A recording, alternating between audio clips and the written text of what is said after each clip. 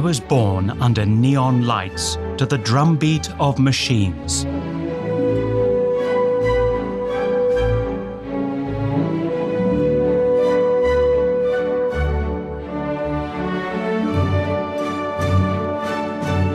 You gave me your land. You built me roads and homes.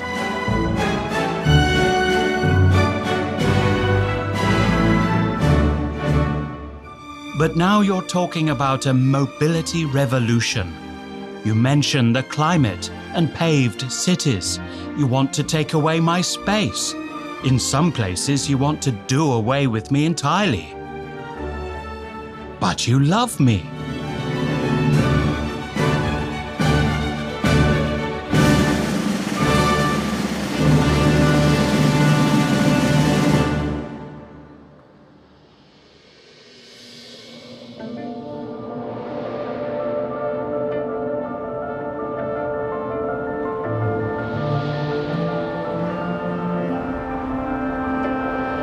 Das Automobil hat etwas geschaffen. The automobile has created something that our ancestors might have thought impossible. Unmöglich hielten.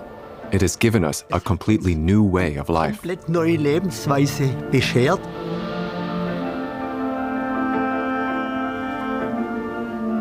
Schön, wunderbar. Great, wonderful. Lass uns mal das Auto noch Let's move the car a little because of the wheels. wegen den Rädern.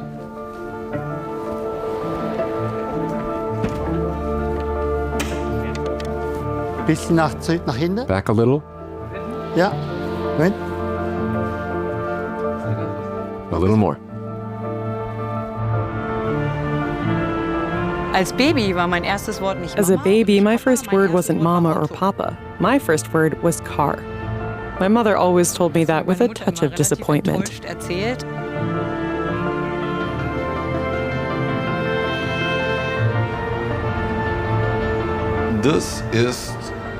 That's the original idea of the West, individual freedom of movement. That's the original idea of freedom and happiness.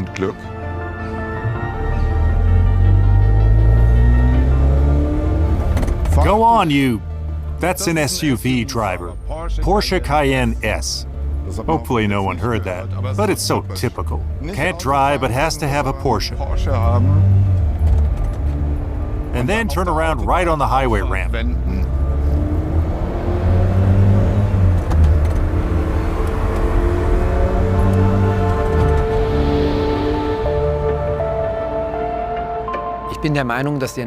I believe that the decision to buy a car is 90% an emotional decision.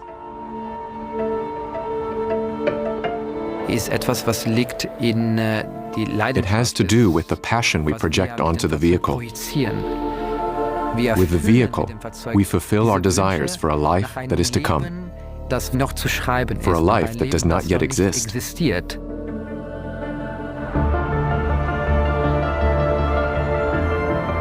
Ich lache jedes Mal, wenn ich in die Garage. I laugh out loud every time I walk into the garage. For me, cars are crucial. Even if they just sat there and I could only look at them, that would make me happy. I just can't do without them. Good afternoon. So we're back. The M4 has arrived safely back at the workshop, and I've now installed an AP racing brake, as I showed you in the last YouTube video.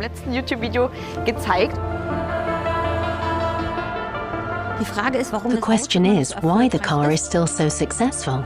If an alien were to look down at the world, at the Earth, they would wonder what all these remote-controlled tin boxes driving around on this planet are.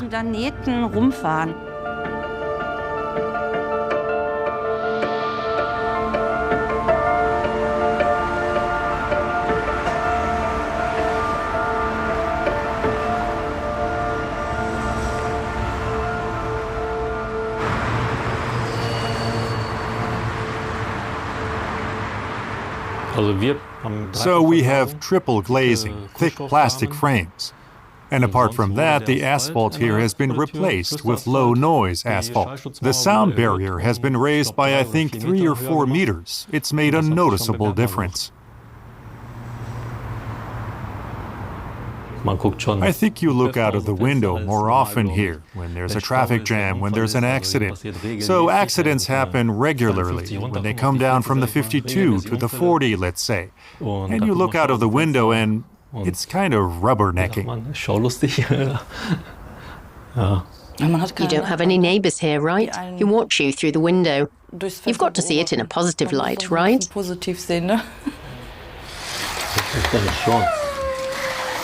Okay, I've left the others.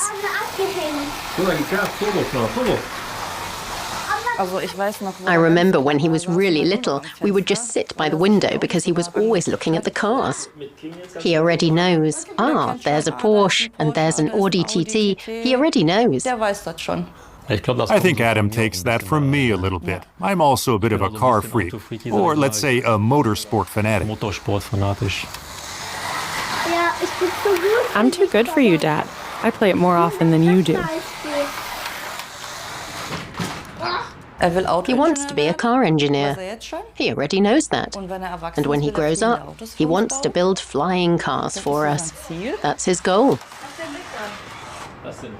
He can't wait to grow up so he can get his driver's license and finally drive a car himself. So, both wheels. On your marks, get set, go.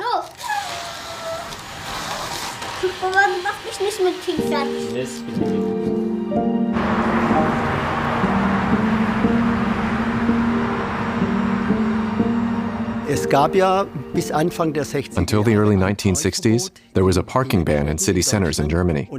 And back then, those streets were our playground. Then, with the lifting of the parking ban in city centers, came motorization. And all this mobility not only accompanied me from childhood, but also fascinated me. Whenever a car was parked on the street or drove by, I would imagine, where's it going now? Maybe it's going to the Allgäu.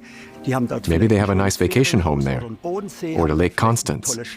Maybe they have a great rubber dinghy and will go swimming. I always imagined what they'd be doing with the car.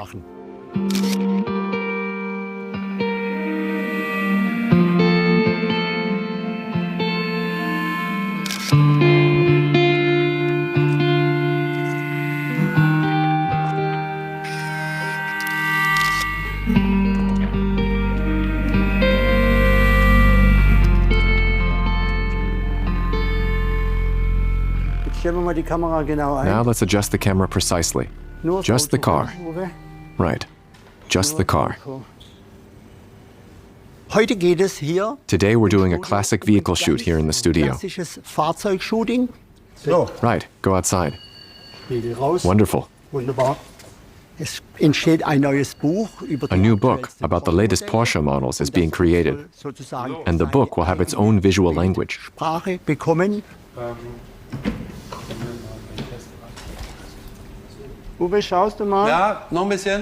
Yes, a little more. A little more. Stop. I'd rather have the rear one.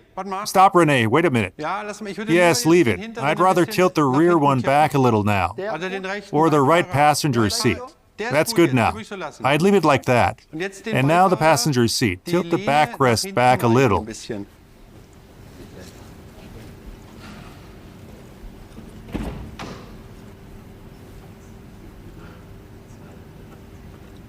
Is that possible? Yep. Here it comes. More. That's great.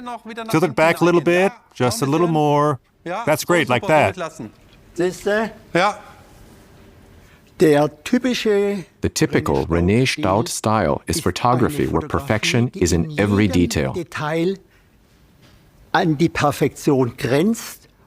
There isn't a square millimeter in a picture that hasn't been thought through and styled.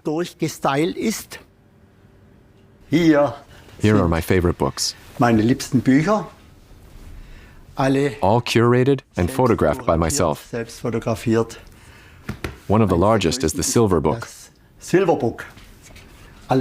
All large format prints on the finest Hahnemühle paper.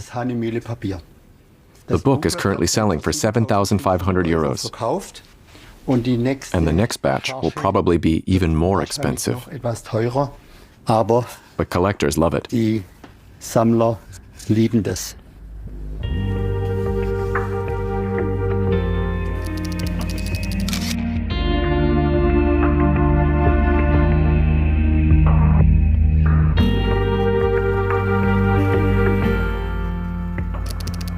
Das Auto ist an The sich car has a eine very big sehr personality. große Persönlichkeit. It has its own Es hat seine soul. eigene Seele. Es ist ein Individuum. It's an individual. Und genau so muss And es that's behandelt exactly how it needs to be treated. letztlich fotografiert And of werden. course, photographed. Automotive photography basically comes from the same motivation as portrait photography. Heraus wie Porträtfotografie. Man möchte einen Gegenstand You want to show an oder object or a einen person Menschen at their most beautiful. seiner schönsten Erscheinung zeigen. Renee, can you take a look? Is it gone now? It's gone now. So is that enough? Noch ein No, bisschen a little more from you. Little here? zu dir, zu dir, zu Towards dir, you, zu dir, a little zu dir, bit. Zu dir, zu dir, zu dir. Noch ein bisschen. Now it's gone. So yes? Ja. Yeah. Sehr Very schön. nice. Automobilwerbung per se. Car advertising sells dreams. Es ist schwer zu kommunizieren, dass ich After all, 50, why should I invest 50,000 euros, 100,000, 200,000 euros to get from point A to point B? Das kann ich in der Realität auch. In reality, billiger I can do that cheaper und einfacher. and easier. Aber But it's the longing that the car awakens in me, the idea of mobility. die Mobilität, die uns I don't drive to Lake Constance every Ich fahre weekend, nicht jedes but Wochenende I in could, Nordsee, aber ich könnte.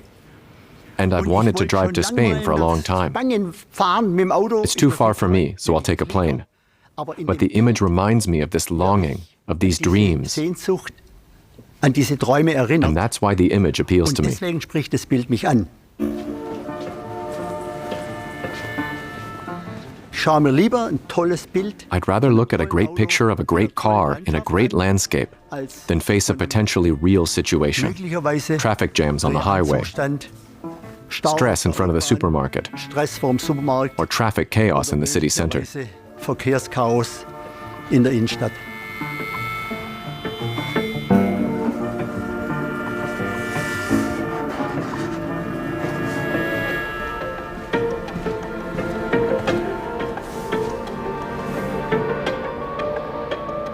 In der Werbung geht es bei uns darum, In advertising, we are all about telling stories. Of course, getting from A to B also plays a role, but that is more of a secondary consideration. Right now, we are planning a new commercial that looks at the car as a member of the family. Getting to know the different characters of the vehicles is great. It inspires me. Toll. Begeistert mich. Lange bevor ich daran gedacht habe, irgendwann mal für Volkswagen Long before I ever thought about working for Volkswagen, I was already a fan of the magical three letters GTI. As a teenager, I always wanted a Golf GTI, and then I actually bought one. A used car, of course. It was just a great experience. I was an apprentice at the time and didn't have much money. But being able to drive such a car as an apprentice, a really dynamic, fast, sporty car, it was a great experience. And that's why, to be honest, I still have a first-generation Golf GTI in my garage. Generation in meiner Garage.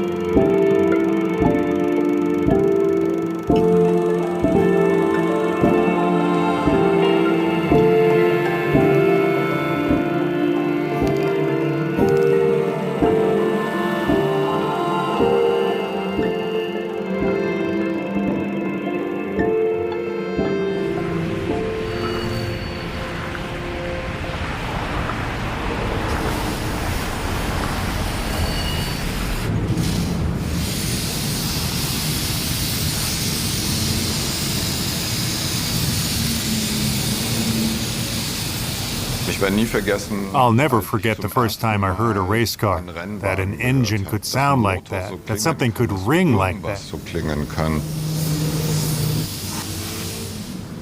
Awesome. Thank you. You're welcome. Guys, thank you very much. I appreciate it. Thank you. And yes, I can't wait. I'll be back.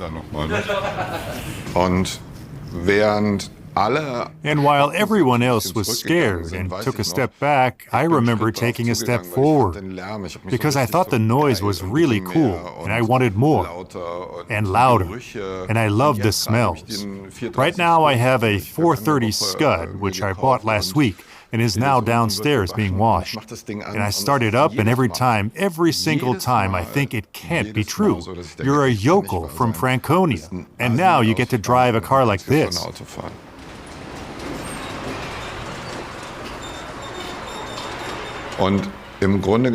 And basically, driving a car like this is something, because I mainly drive old cars, where you do nothing but drive. You can't talk on the phone, because they're manual. You just drive.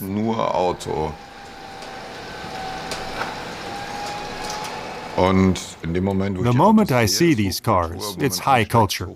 When you get in, it's high culture. And Herbert von Karajan famously said that he compared the sound of a 911 or a Ferrari 12-cylinder to a good Mozart or a masterpiece of classical music. And that's how I see it too.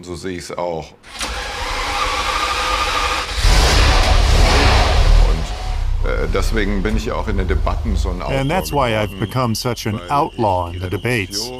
Because I think reducing cars to their CO2 emissions is okay for all the boxes that you really only use to get from A to B for functionality. They can be wonderfully replaced by any electric piece of junk. But reducing a Ferrari to a CO2 value is like looking at a Picasso painting and wondering what the supply chain for the oil paint looked like.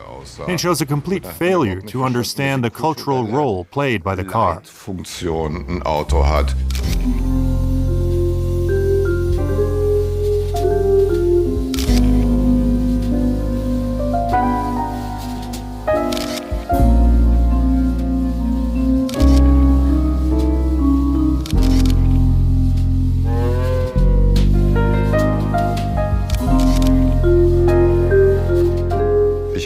I once wrote in my sports car book that cars are sociomobiles, and that the biographies of many people can be told through the cars they can afford.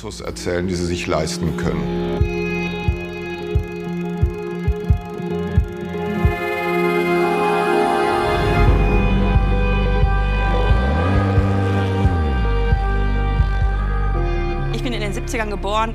Das ist natürlich eine klassische Kindheit gewesen. I was born in the 1970s, so of course I had a classic childhood. We had an orange VW Beetle, and there are Super 8 films of me being swaddled there as a baby. And of course, having grown up in the countryside, I also got my driver's license. But I never bought my own car.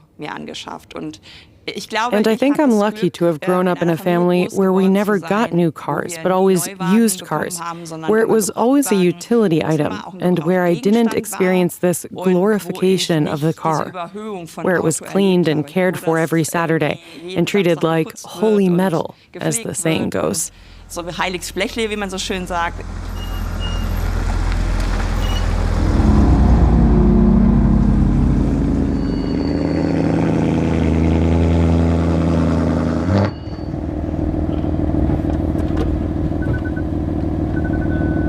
Kann ich schon drauf? Can I get on there? So? Like this?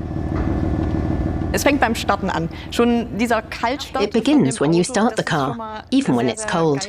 That's really, really cool. It always puts a smile on my face. Then the first burst of gas when it starts moving. Then you hear the intake at the front. I've installed a carbon airbox, which brings the sound from the front as well. Then I have the sound of the exhaust system from the rear. And it's just an indescribable feeling. So you just can't help but grin. The emotions are so vivid, and I think I can convey that well to people.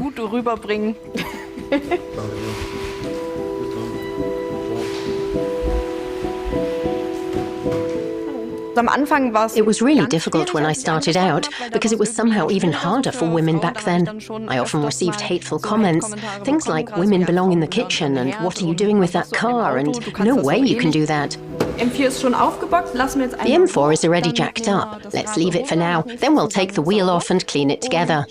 My parents also said back then, oh no, don't do that, do something reasonable. And yes, we're going to do that together now. TikTok is more for the younger generation. Facebook is more for the older generation. Can I borrow the impact wrench? Instagram and YouTube reach people between the ages of 25 and 35.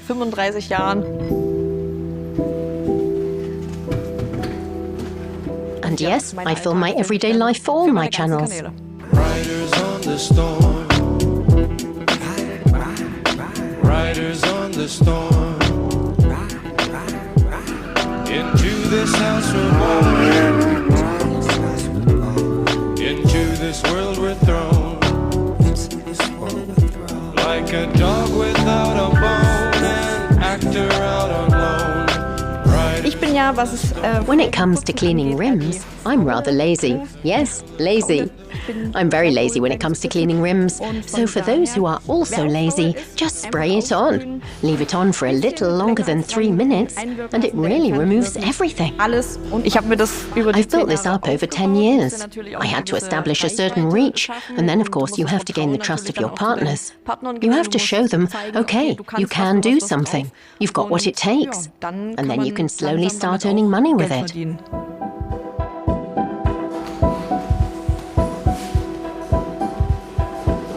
My problem is that I don't want to part with any car. I can't part with it if I don't have to. So right now, I have 7 cars in my fleet.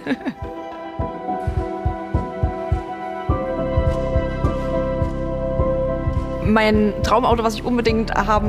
dream car is the Porsche GT3 RS. That's the car where I thought, okay, that's unattainable. You'll never drive that. But somehow I managed to be able to buy one. Something else I'd like to get would be a Nissan GT-R R34.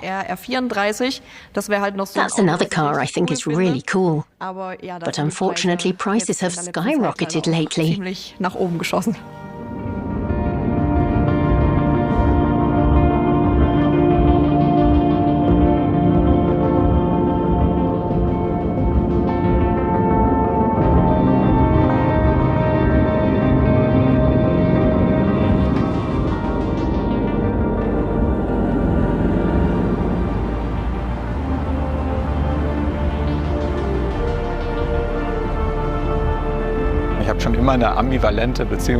I've always had an ambivalent relationship with cars.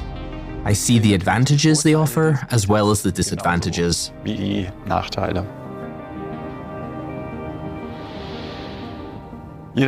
Every driver feels like they're being fleeced by the government.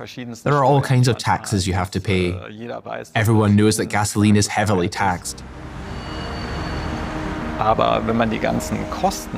But if you take into account all of the costs that a car incurs for society, from the cost of building new roads to road maintenance, and the health tolls of air pollution, then a German car is probably subsidized by society on average by at least 5,000 euros per year.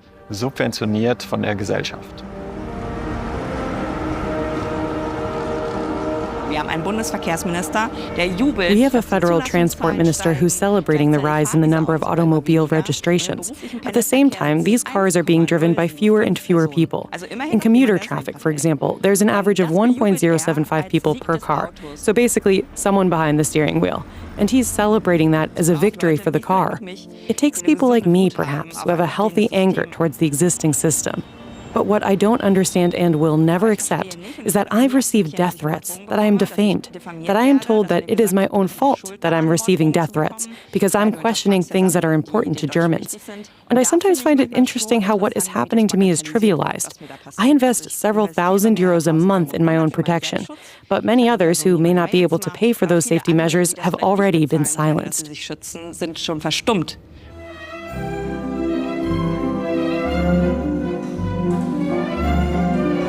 I stir your emotions. You argue about me. But in the end, you always remain faithful. And you build new roads for me, year after year. For decades, I have grown bigger, heavier, and stronger.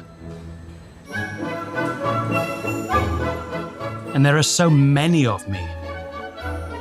Over 49 million in Germany. A new record.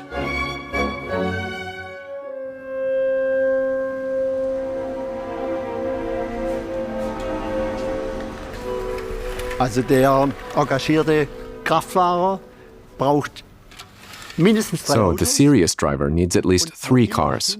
Wherever I go, I think to myself, which car should I take? There are situations, say in the city center, where the electric car is unbeatable, preferably a very small one. Then there are medium-distance trips, perhaps across the Black Forest, preferably not on the highway, but on fast country roads, where a sports car is ideal.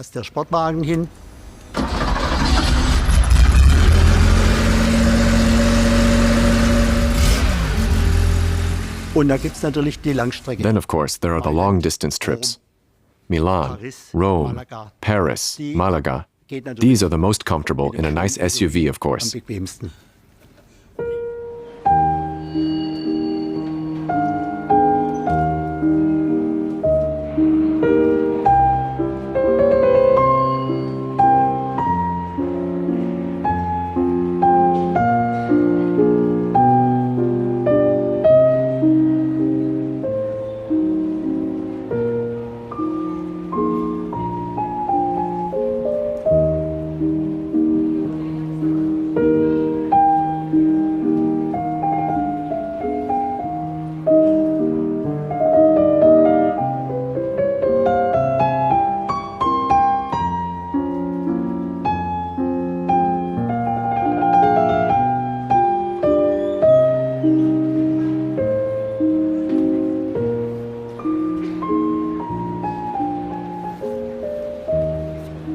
Ich habe mich immer gefragt, wieso muss man sich in so eine I also wondered why.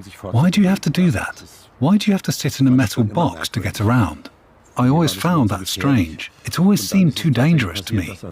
And then I had the experience that friends and acquaintances and even a relative were killed in accidents. And at some point I thought to myself, I don't need this anymore. I had a car once in my life. My father bought it for me. I got rid of it. I've been living without a car ever since. Seitdem lebe ich ohne Auto.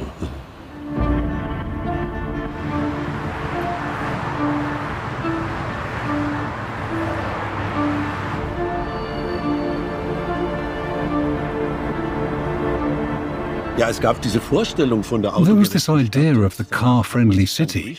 That was the goal. They built an urban highway right next to the river. They destroyed a park and demolished houses to build a 4-lane highway. It all took up a lot of space. Incidentally, the problem of parking wasn't considered at the time.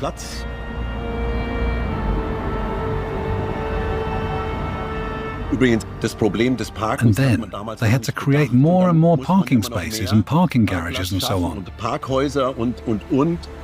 And it's still not enough. Es reicht immer noch nicht. Und selbst dort, wo das Fahrrad dominiert. We conducted a study, and we found even in places where bicycles dominate, such as cities like Freiburg, where more than 30% of all trips are made by bicycle, bicycles only occupy 2% of the space, while cars occupy well over 50%. So it's very unevenly distributed.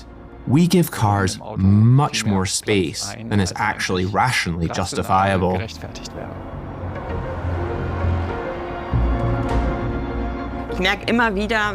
People say to me, wow, Katja, since I read your book, I've noticed there really are cars everywhere. But that just shows us how we perceive public space, how we just accept it, that there's so much metal everywhere, and how no one even thinks about the fact that the moment a car is parked, it has no meaning, no use, no added value for anyone.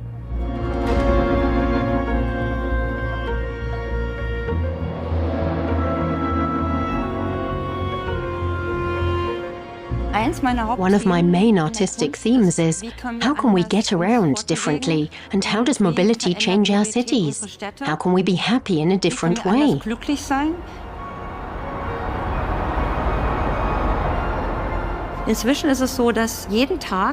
Meanwhile, every day, countless areas are still being paved over, and very little is being unpaved.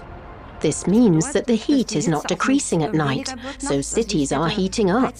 You can also see a dramatic decline in quality of life, especially along major roads. Beautiful houses situated on major roads are now uninhabitable.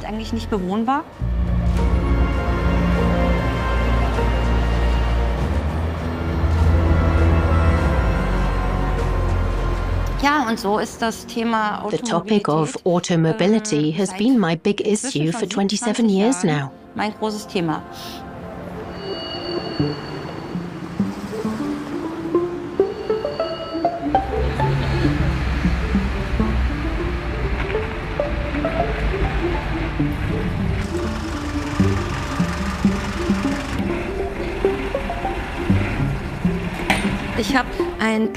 I built a parking garage out of plasterboard and fitted a Mercedes-Benz with a remote control.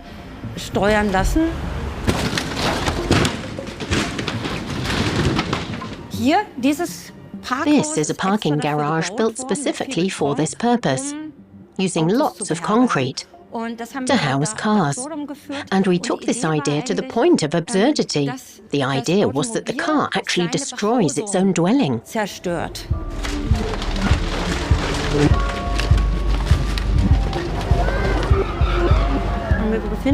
We are currently caught in a dilemma, believing we're dependent on the automotive industry. The entire economy is programmed for growth. So we don't even see that we are actually destroying our cities.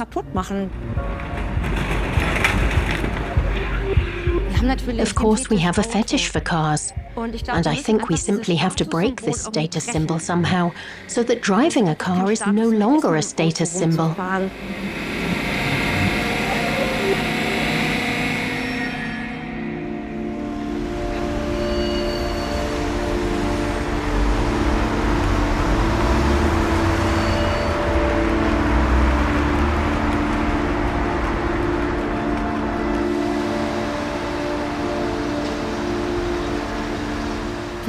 We have 18,000 square meters here and wash almost 500,000 vehicles a year.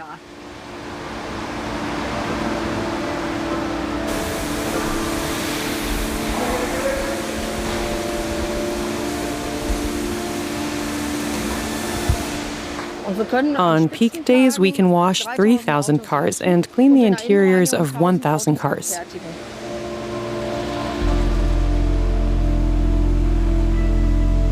Hiya, buddy.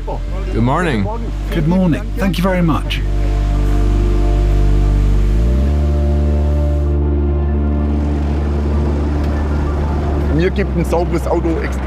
A clean car means a lot to me. For me, a car is about emotion.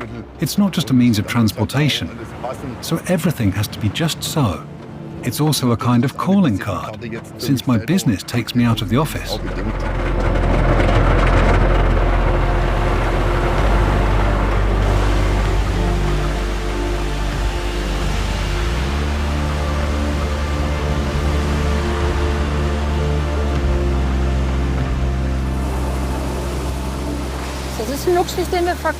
We're selling a luxury, but it's one customers are glad to treat themselves to.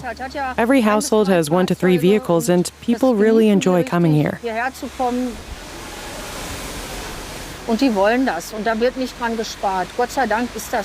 want this, and they don't skimp on it, thank goodness. Some actually come several times a week. During the pandemic, some people even came several times a day. We also offer a flat rate, so that customers pay once and then they can wash their cars almost as much as they like. Some people really take advantage of that, to an extreme. Then we always give children gummy bears at the checkout. And of course, that makes an impression. So children say to their mom and dad, "Let's go wash the car," because of course they want the gummy bears.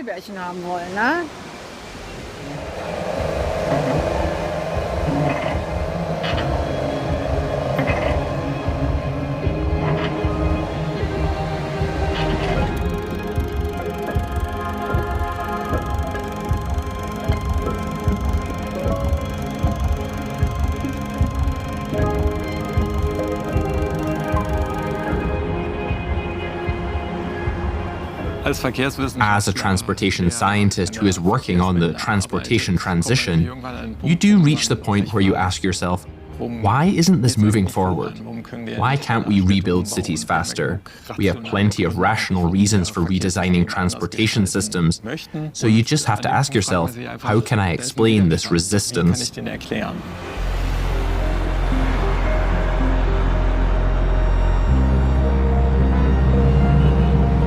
I don't understand it at all. Why can't we just use our common sense and look at the numbers instead of continuing to react in a totally emotional, irrational way? So it's shown that certain brands stand for certain values, and that's where we very quickly leave rational thought behind and become emotional, something people like me are accused of being.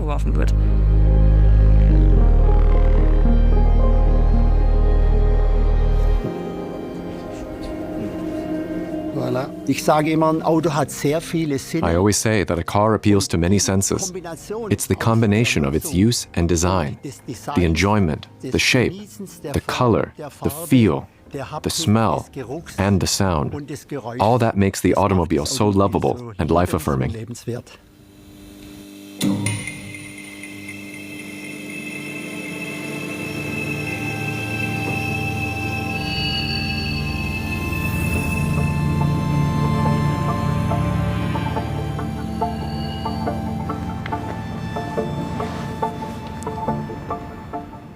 My name is Dr. Michael Kruppe, and here at Audi we work very intensively with the topic of light. Light really plays a central role for our brand.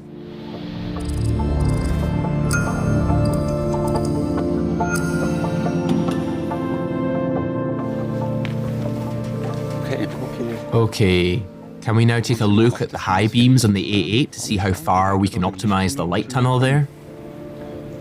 What we're seeing right now is extremely sharp. I think it's fine on the passenger side, but on the left side it's a bit too sharp for me. Yes, exactly. Now it's better. That's the parameter, right? The big advantage, what we've been able to achieve with the development of lighting technology, is that we've been able to digitize it. In the past, the light source was a light bulb, a halogen, a xenon arc lamp. It was on-off. But now I have little cubes, so to speak, that I can design however I want. And that's also what our light designers find so fun about the technology. They take the technology, push the boundaries of what is physically possible, and use it to design new bodies that create new surfaces, that create signatures. We've been able to move away from a point source of light and develop a surface light source. We've created this surface light source using very thin glass surfaces, about 1 millimeter thick, which I can now segment as I wish. I can add lines, I can make circles, I can make triangles, and I can combine them in any way I want, giving every car a truly individual appearance, both at the front and at the rear.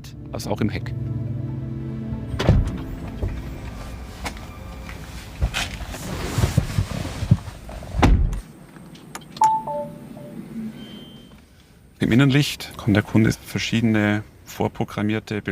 the car's interior lighting, customers can customize various pre-programmed lighting options for lines or surfaces, and then experience them every time they get in the car.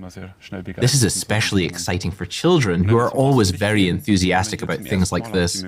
Moving on to the exterior lighting, we also have the opportunity here for the first time to experience the welcome and farewell scenarios. These can be enjoyed both with the daytime running lights and the rear lighting, thanks to our digital OLED technology. And once you've found your personal favorite, you can easily confirm it here in the vehicle by pressing select. So I'll be greeted with this signature every time I get in the car and start my journey.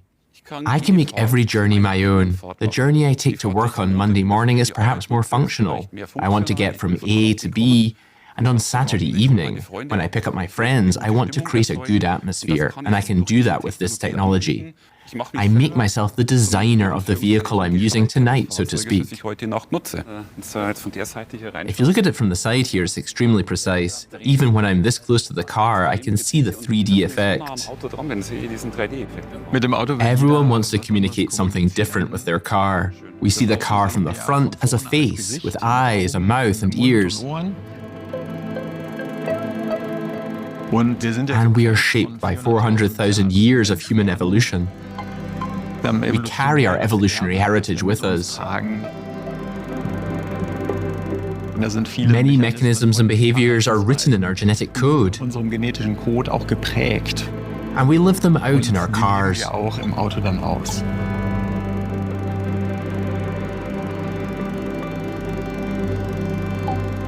In den 70er Jahren hatte man noch einzelne Scheinwerfer, die rund waren. In the 1970s, cars still had individual headlights that were round and rather friendly. But today, these eyes are often slanted, a little angry, and they've become much more aggressive. Sie sind deutlich aggressiver geworden.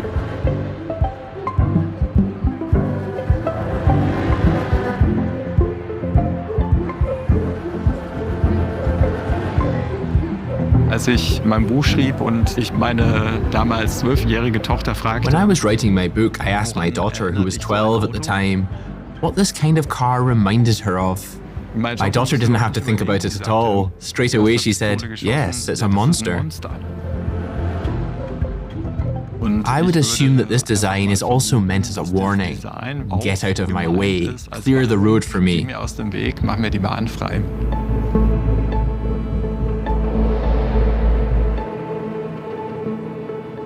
BMW hat relativ früh in seiner Designgeschichte damit angefangen, die Scheinwerfer erst oben abzuschneiden, dann unten abzuschneiden. Relatively early in its design history, BMW started cutting the headlights off at the top, then at the bottom.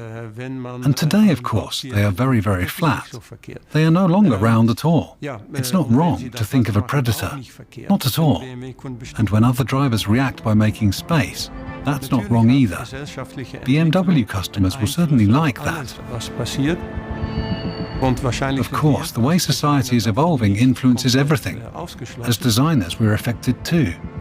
But what I'd say is, looking at vehicle trends, you can see what's happening in society more clearly. In recent years, we have seen a strong trend toward SUVs, and that's ongoing.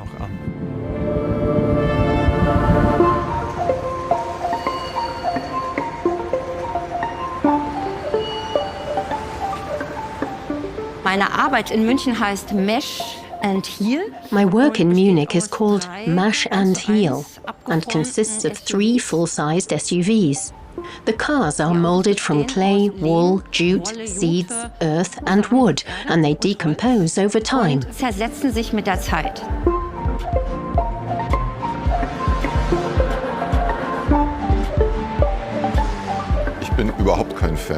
I am not a fan of SUVs at all.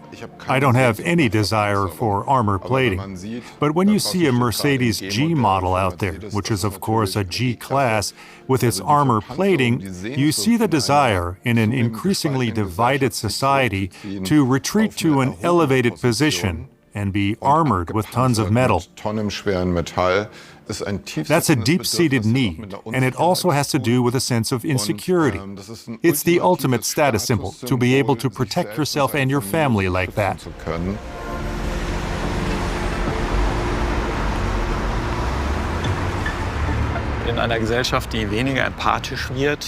In a society that's becoming less empathetic, we naturally see a retreat into the car. And those who are fearful think only of themselves, wanting above all to ensure that they themselves are protected, that they themselves are well.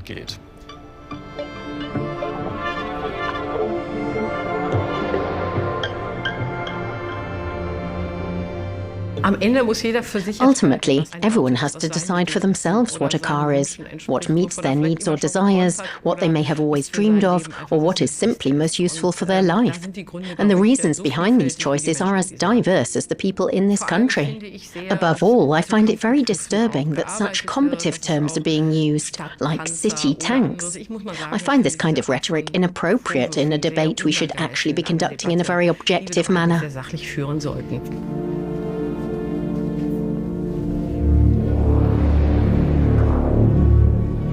The driver of an SUV is very well protected in a traffic accident due to the elevated vehicle structure. Pedestrians and cyclists, on the other hand, are at high risk of suffering serious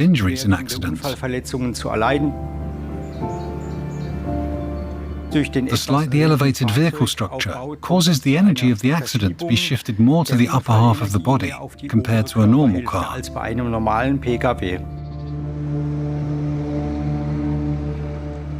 We very often see serious thigh and pelvic injuries, sometimes injuries to the abdominal area, and unfortunately, very often severe traumatic brain injuries caused by the head hitting the hood or windshield of the vehicle.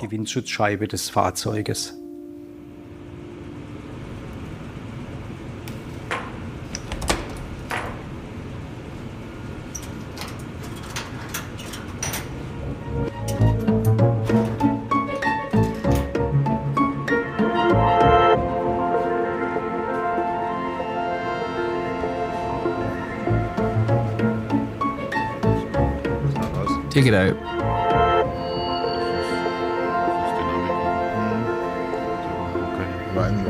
Actually, everything is fine. I would have said 3.5, right? 3.9, something like that? Microfiber? Yeah. Also das mit dem Geruch im Fahrzeug ist ein ganz heikles Thema. So the smell in the vehicle is a very sensitive issue. As with perfume, you will never find a smell that appeals to all customers. I work in a team that deals with emissions and odors. That means we make sure that a vehicle from us, from Audi, offers customers a pleasant olfactory experience.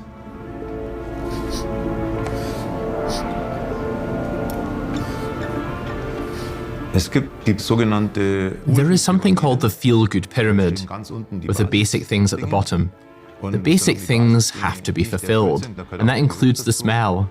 If a car smells bad, no customer will be able to enjoy all the great things the car has to offer.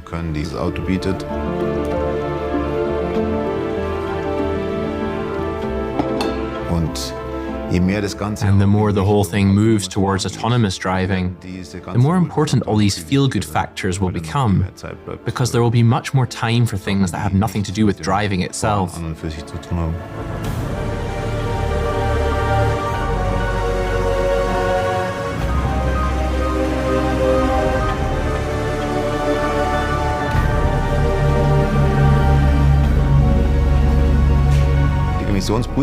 The emissions test chamber is there to bring the vehicles to a certain temperature and keep it constant, so that cars can be compared with one another.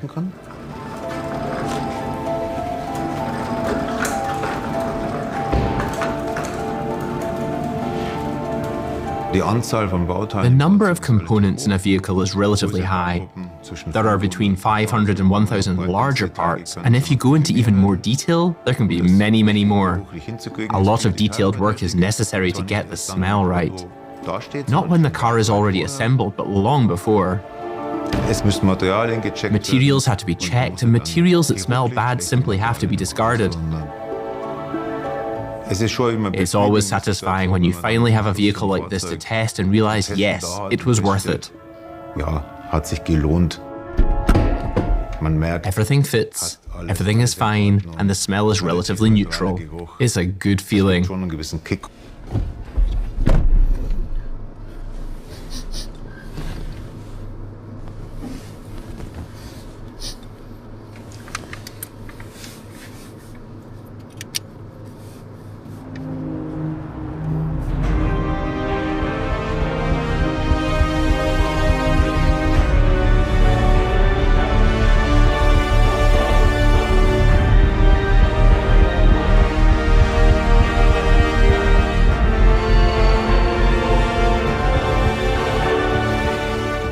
The history of the Autostadt, or car city, began well over 25 years ago with a dream, a grand vision from Ferdinand Piëch. I think we should go over to the lady, but we may have to wait a moment. Hello. He said he wanted to open up the Volkswagen Group to people. He wanted to make it tangible. He wanted to create a place where the handover of the car became an emotional experience.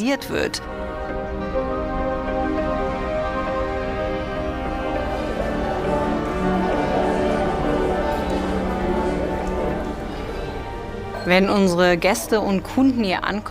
our guests and customers arrive, you can see the anticipation in their faces. There's great excitement and eagerness. And when they enter and get into the flow of things, you notice a sense of relaxation, of fun and enthusiasm. And of course, we stage the experience from start to finish. Your number is 145. There is a very, very clear customer journey. When you arrive here and enter our pickup area, you are immediately transported upwards on an escalator. So you really do ascend to pick up your car.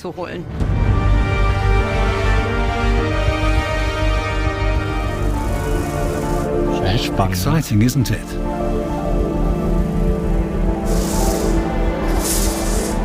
Ah, here we go. Now it's our turn. Let's get going. Hello, Großfamilie. Good afternoon. My name is Kathleen Knusebauch. Hello. Hello, Mr. Roos. I'm here to hand over the vehicle. Wonderful. I'm Kathleen, and you are? Hello, Emma. Nice to meet you. Hello, I'm Kathleen, and you are? Hello, Theo. Nice to see you here.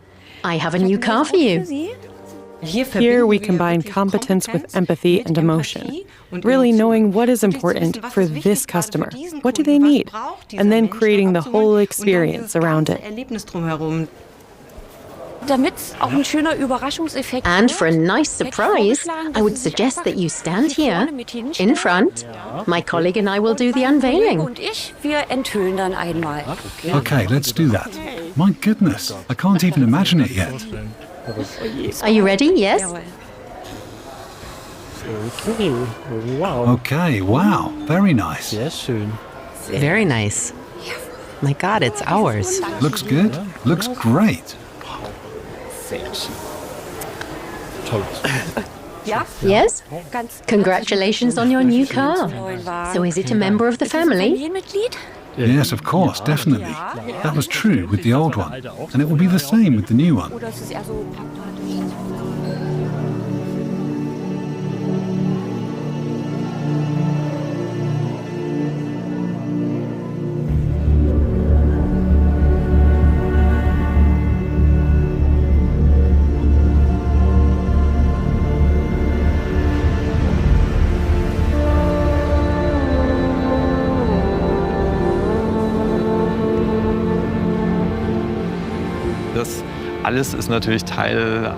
All of this is, of course, part of a ritualization of the car. It's almost a staging of cars in the form of a golden calf for people to dance around.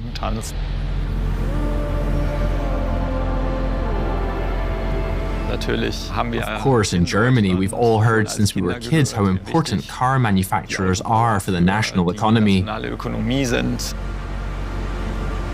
We are proud of the various global brands. We have cars everywhere. Cars are internalized. Cars are never questioned. With the whole car system, we've done something that I greatly appreciate, no question about it. But at some point, we forgot to turn on our brains. Does it actually make sense to escalate things in this way? We have 49.1 million cars for 84 million people. But 13 million adults don't have a driver's license. 13 million children are too young to have a driver's license. That's already a third of Germans who can't drive a car at all. And yet these things are everywhere, not just in underground garages, which would be okay, but also in public spaces. And I would like to work on making sure that everyone is okay, including me, for example, as a cyclist.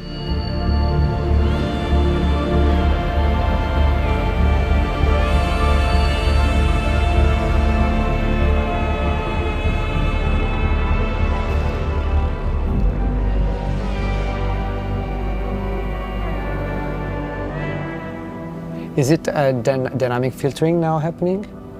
Not in the filter. Like there's filter happening within the pad, within polygon, but not here. Okay.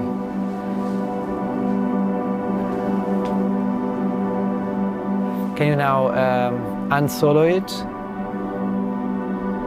My name is Renzo Vitale, and I am creative director for sound design at the BMW Group.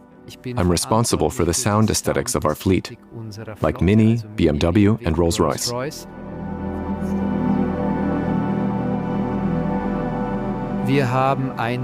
On the one hand, we have what we call sound signals, which are very short sounds lasting from half a second to 3 to 4 seconds. Examples include a seatbelt warning, a collision sound, a parking sound, and a turn signal sound. There's some strange resonance. Yeah. Yeah, but in the car, of course, it's there, but you don't feel it the same.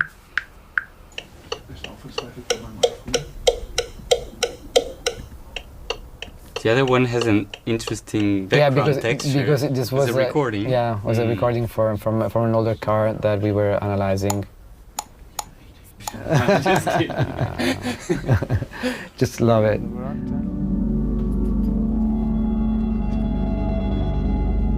But it's funky for the if we randomize and then we reloop it. But we also asked ourselves, in general terms, what should a new electric vehicle sound like today? That's why we developed our own driving sounds, so that everyone can choose the specific sound they want. If you're looking for a particular emotion, you can switch to expressive mode. The idea was to start with a chord that can also be heard in the Adagietto of Mahler's Fifth Symphony. It's a very, very soothing chord, which then opens up into a melody in the symphony.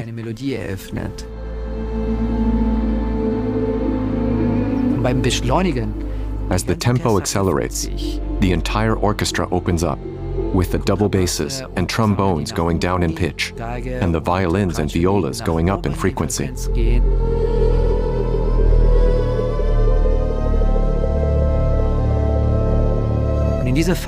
And in this phase, the sounds change from dissonance to consonance. It's as if you feel you're composing an orchestral piece live. And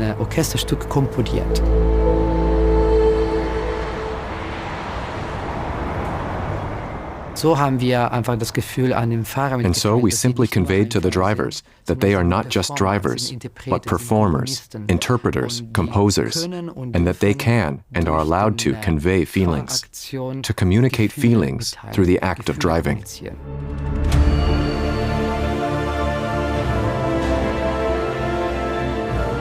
So you no longer see the car as just a car, but as a highly complex, performative art installation.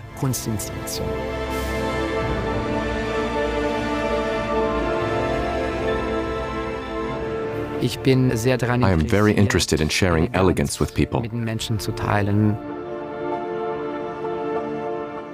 BMW is a lion that doesn't have to roar to be seen. It's impressive in its very essence. Can you bring those two? And more or less at this level, right? Yeah, in terms of height. Yeah. You can then take the distance here. I can pull the one in the front, you can pull one here on the side. Gerade diese Beziehung zwischen It's precisely this relationship between power and elegance, presence, sportiness, as well as grandeur, that is very relevant to sound. And fortunately, electromobility gives us the opportunity to explore this in greater depth.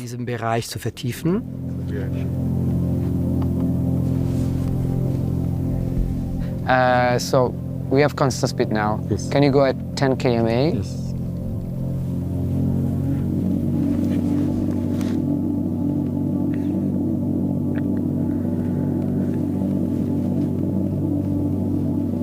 And then up to 20.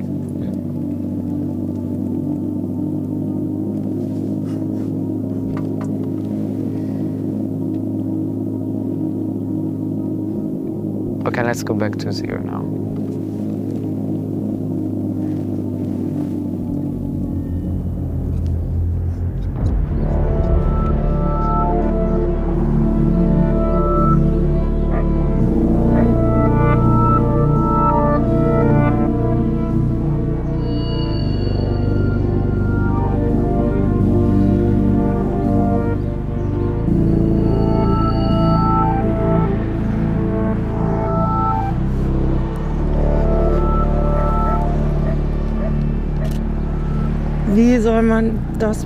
How can you understand if your heart won't understand?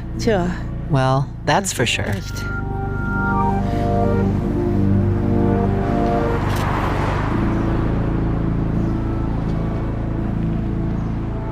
I started looking into roadside crosses a long time ago. Back then, the roadway authorities often removed the crosses because they said they were a nuisance.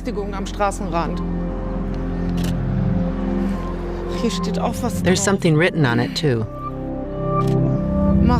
Farewell, you wonderful person. Rest in peace. I realized pretty quickly that this was a fascinating topic that no one had researched before. Within a few weeks, we found 250 or 300 crosses. And I thought, my goodness, there are a hell of a lot of crosses.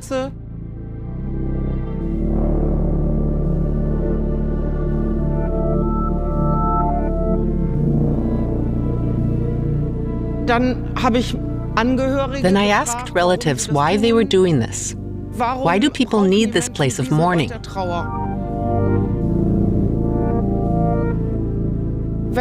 When someone dies, people believe that the soul has left the body there, and that the last moments of that person's life are frozen there, their last thoughts, the last thing they saw. And there's this idea that there's a kind of aura in this place.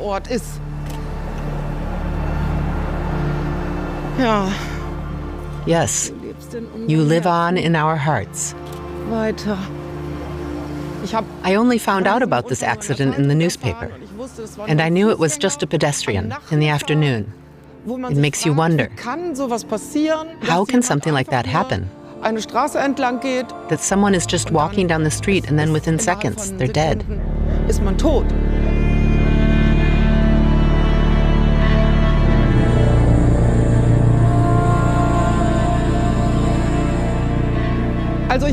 At first, I didn't think there would be so many crosses.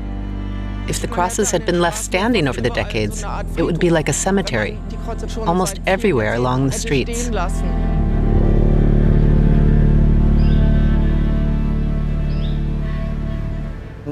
We have 8 deaths a day, 1,000 injuries, some of them very serious.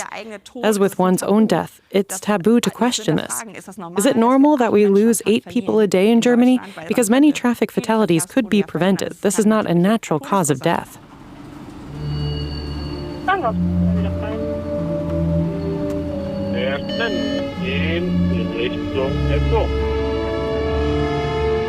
There was that terrible train accident in Eschede in 1998, I believe, where over 100 people died. There was great sadness, and rightly so.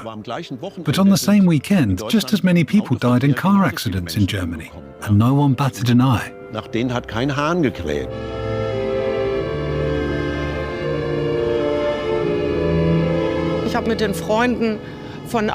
I spoke to the friends of a young man who had been in an accident, and at first they said, yes, we drive really slowly now.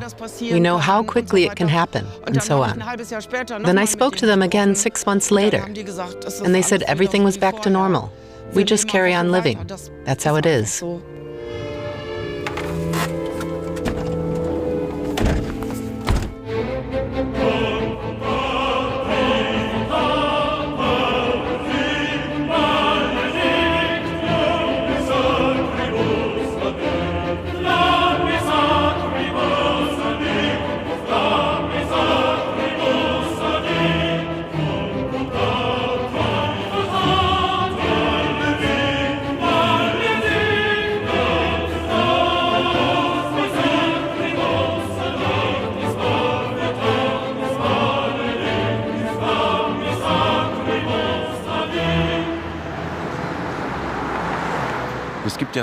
There are even Americans, like Tarantino, for example, who flies to Germany so he can drive fast. It's completely crazy. So it's a nation, so to speak, where the rest of the world comes to drive fast. And I think it's one of the few countries, along with Afghanistan and North Korea, where there are no speed limits. This promise of freedom is still very, very important. Free citizens, free to drive. That slogan is still in the background.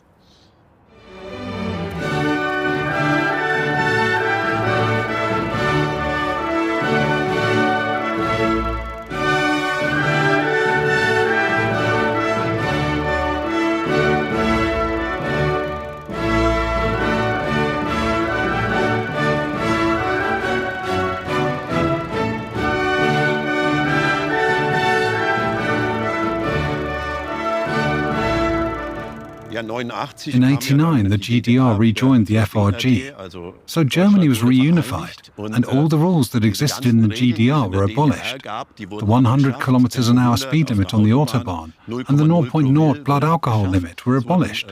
New cars came in, and the Trabi went out of fashion, and there were a great many traffic fatalities. The number skyrocketed.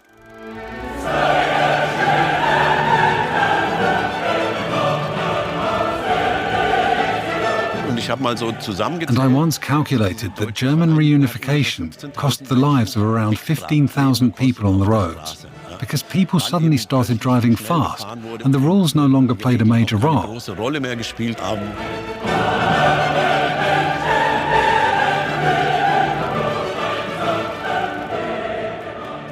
It really wouldn't be a problem at all to have a speed limit of 100 on the highway, 80 on country roads, and 30 in the city. And then you would have very, very few traffic fatalities. So that would be one thing that could be done very quickly and wouldn't cost any money at all.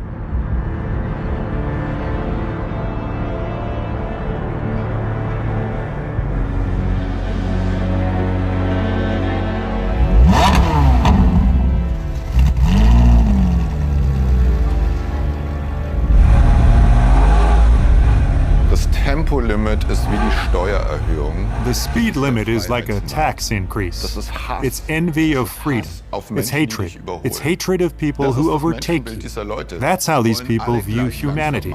They want to make everyone slow down. And the idea of capitalism, as I understand it, is that we all want to be as fast as possible, and we take risks. It's so wonderful, so beautiful. I'm happy every time. Only when you take risks to do things that are beautiful does your capacity for maturity grow.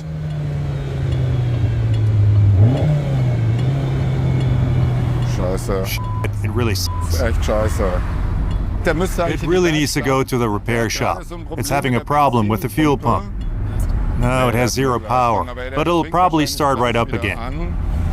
But somehow it really sucks.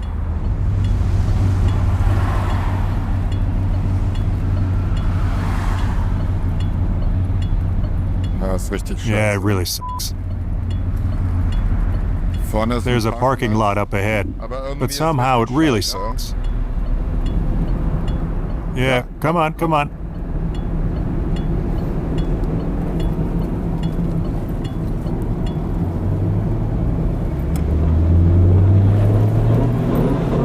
Man, what are you doing to me?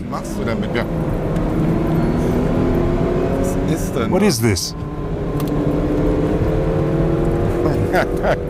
God, these Italian cars. What the f***, dude? This is not for Germans who like to have a problem-free car. See, now everything is back to normal. But now I'm going to pass this on to Malte. After all, it's a 5-liter 12-cylinder, and that's how it feels.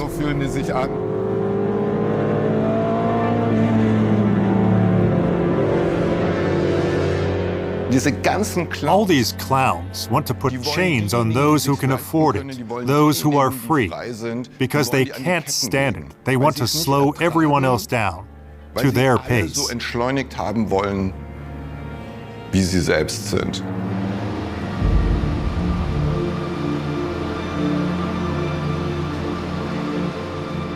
da müssen wir natürlich anerkennen, dass wir sehr viele Autos bauen. Then, of course, we have to acknowledge that we build a lot of cars that can go faster than 200. And that has a psychological effect, of course, when you say you can only drive up to 130. Theoretically, you could drive twice as fast. So in a way, your freedom has been restricted. And that's about a kind of libertarian freedom. And that's more valuable than human survival. Als das Überleben von Menschen.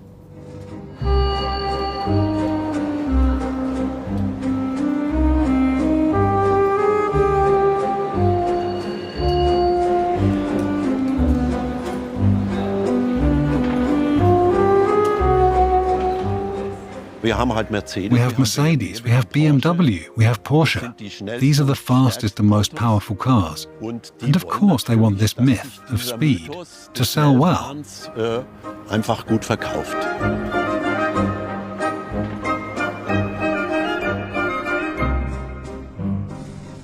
The German Association of the Automotive Industry has around 620 manufacturers and suppliers, including many medium-sized suppliers in regions throughout Germany who create local jobs.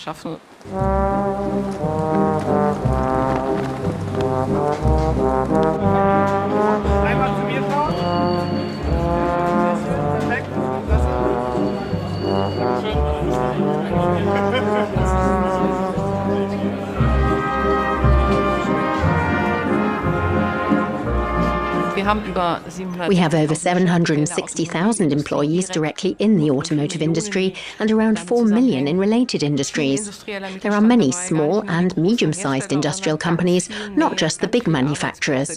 They bring a lot of jobs and stability to a lot of regions. Often there's the baker, the dry cleaner, the doctor. It's a functioning system that makes Germany so strong in many regions. And that's why it's a very, very big lever in the economy as a whole. Yes, cars make things possible. Well, it was a great joy for me in my youth. I enjoyed driving. And back then, you gained a bit of independence. I think that's still a very important motivation for many people today.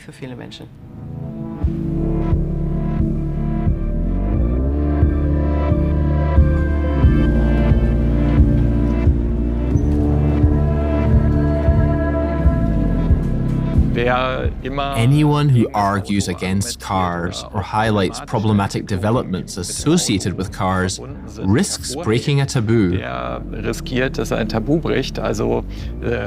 can be politically damaging.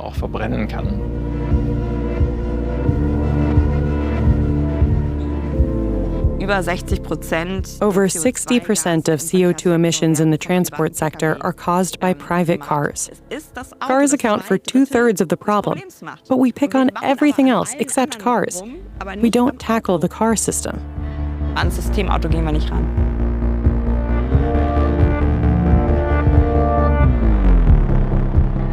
So we're here in Berlin, where existing bike lanes are being dismantled again, and the speed limit in front of retirement homes and kindergartens is being raised back to 50 kilometers per hour. And that's something that makes me a little sad, that people don't have this sense of humanity. Because the moment a car is more important than people, it's a system that's pretty sick.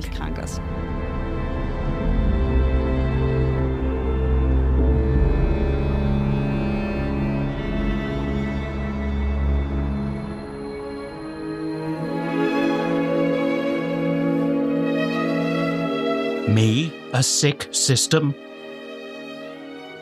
You still use me for more than half of all your journeys. Every second German owns a car.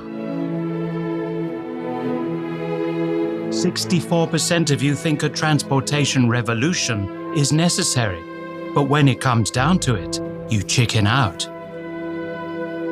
Fewer parking spaces? 30-kilometer-an-hour speed limits in the city? You regularly manage to prevent that. Only in a few big cities is my importance declining slightly. Younger people are getting their driver's licenses a little later, but a real transport revolution? Don't make me laugh.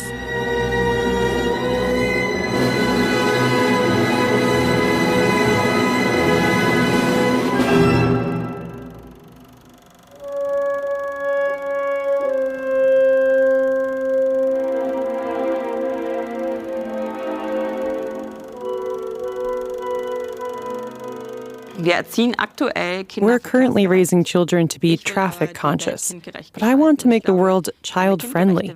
And I believe that a child-friendly world has never been a bad thing for us adults. Children used to be able to walk out their front doors and play outside. Children used to be able to ride their balance bikes in their neighborhood. That's my vision, that I walk out the front door and my vacation begins.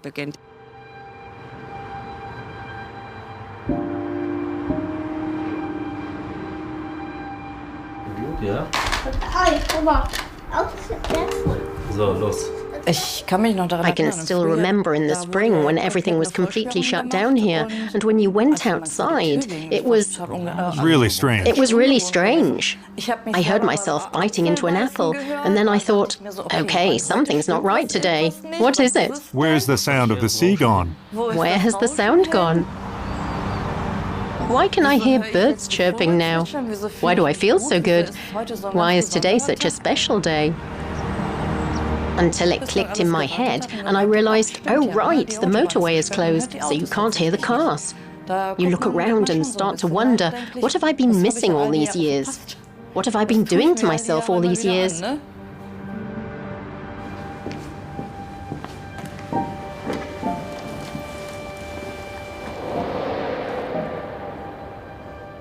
I think we need new images of public space. We need new narratives, a narrative that goes beyond the current narratives, which are supposedly set in stone.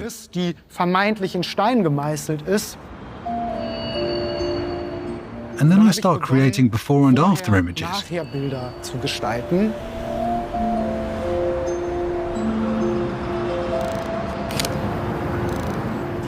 For cars, along with the entire traffic infrastructure, so the signs, bollards, and everything else that goes with it, they all fly away.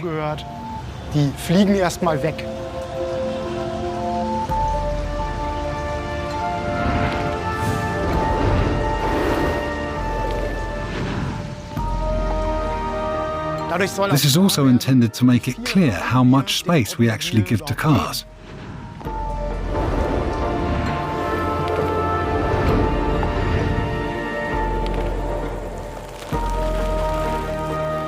I then design the public space to be as people-friendly as possible, with benches, space for people, greenery, flowers sprouting, and trees. I'm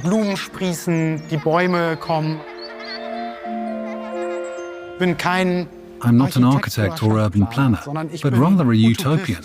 I want to shake up our viewing habits, perhaps even confuse them.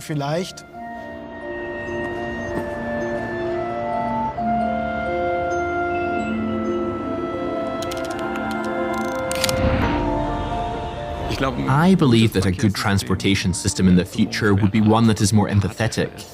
If we have cars that are becoming increasingly aggressive in terms of their design, motorization, and mass, then that's not really a good situation. It just shows that we as a society are becoming lone wolves more and more, and that's a shame. As a society, we want to build something together. We want a world where people can feel comfortable.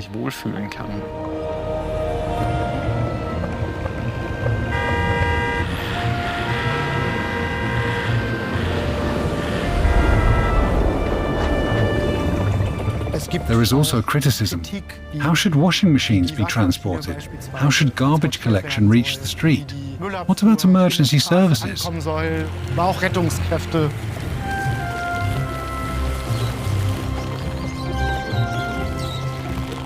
I would say that I always leave enough space in my utopias for all of that to happen.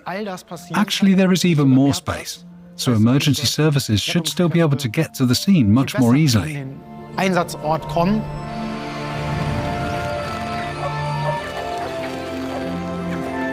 I believe that intellectual arguments are not enough for the transport revolution. It also has to feel good. And what is unrealistic today may not be unrealistic at all in the indefinite future.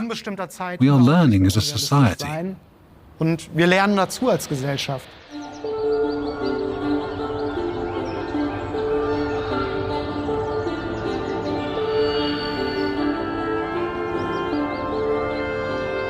I don't think I would have a car in Berlin. In Berlin, we would meet up right after school and hang out until evening.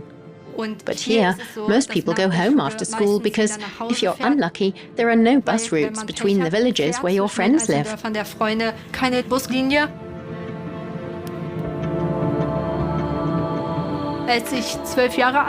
When I was 12 years old, I moved here to the countryside with my parents.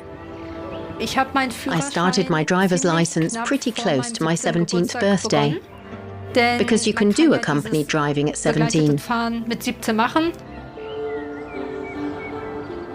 There's nothing in the immediate vicinity here either. My village doesn't even have a small grocery store. There's basically nothing here.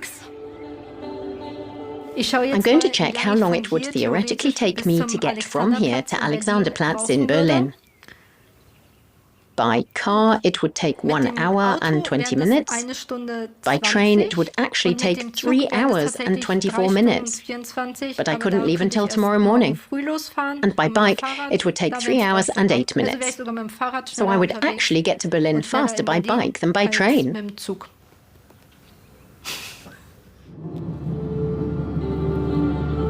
The car has become very, very important to me. Even though I only drive a very nice little car with 60 horsepower, it still benefits me. It really gives me a lot of freedom.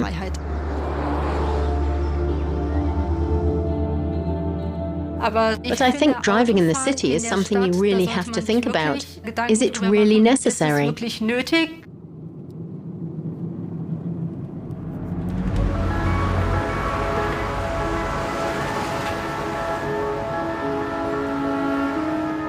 I am absolutely certain that the transport revolution will come from the bottom up. We have to create images that show that there are more of us, that we are in the majority and that we want change. Social movements need these tipping points, where at some point it's recognized, okay, this is the right way. And I believe that this requires people who stand up and say, we do not accept this. Ich bin für eine Verkehrswende. I'm in favor of a transport revolution. I'm in favor of bike lanes. I'm in favor of CO2 pricing. Make sure that the S-Bahn trains look like a Ferrari Enzo. Build bike lanes. I've said that all along. Dafür plädiere ich die ganze Zeit. I'm not dogmatic, and I hate the idea of a car-friendly city. It's a fantasy from the 1960s.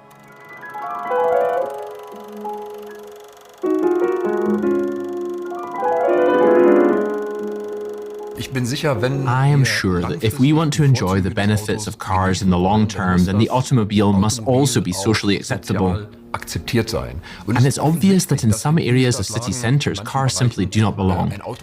Therefore, I think this development is positive. And I am sure that it can naturally improve the quality of life in certain areas of city centres. City centres may become completely car-free. But that won't mean that cars no longer make sense. The world is a big place.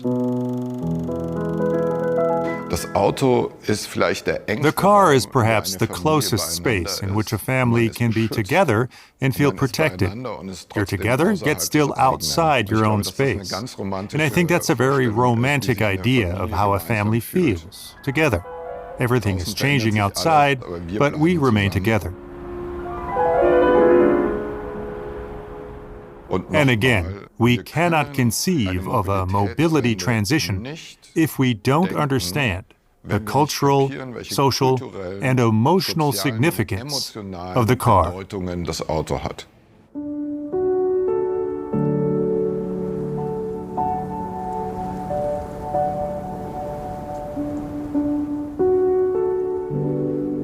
Actually, I'm just sheet metal and plastic.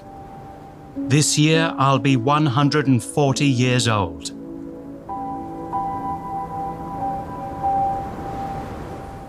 Maybe I'll disappear from city centers at some point. Maybe I'll come more often from China, Korea, or Japan.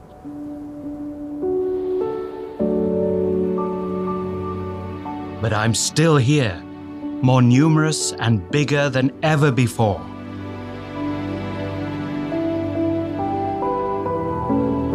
and it looks like I'll be around for a long time to come.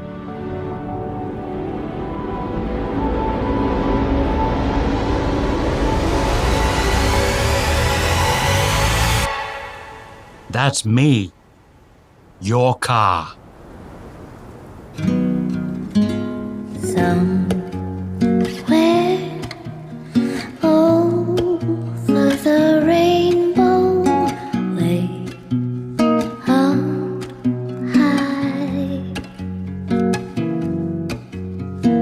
there's a land that I heard of once in a